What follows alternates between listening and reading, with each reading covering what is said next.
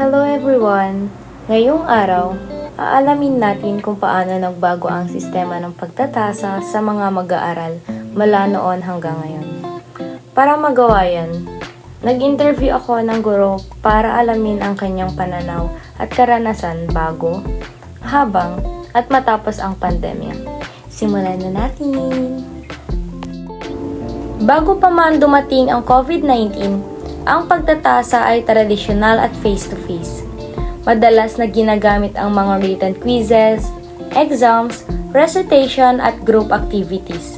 Simple lang din ang dahilan kung bakit epektibo ito. Dahil sa direct feedback, kitang-kita agad kung sino ang mga nakakaintindi at sino ang mga nahihirapan, kaya madaling matulungan ang mga estudyante. Pero biglang nagbago ang lahat nang dumating ang pandemya. Ang paglipat sa online learning ay nagdala ng malaking hamon. Nagkaroon ng problema sa internet connection, naging issue ang cheating, at nahirapan ang mga maraming estudyante dahil sa kakulangan ng resources. Para malampasan ang mga yan, kinakailangang mag-isip ng panibagong paraan ang mga guro. Sa halip na magbigay ng exam na madaling kopyahin, nag-focus sila sa authentic task.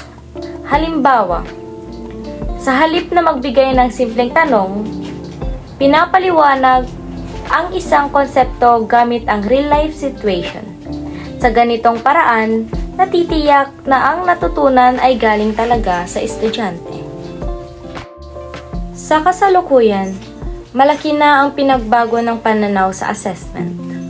Ang pagtatasa ay hindi na lang nakatuon sa memorization. Nagiging mas holistic na ito at mas tumitingin sa creativity, problem solving at application ng kaalaman. Ito ang bagong direksyon ng pag-assess ng learning ng mga estudyante. At kung may isang bagay na gustong baguhin ang mga guro natin, ito ay ang pagbibigay ng mas maraming training sa mga teachers para sa authentic assessment at mas maraming suporta sa teknolohiya. Isang malaking tulong ito para sa mas epektibong pagtuturo at pagkatuto.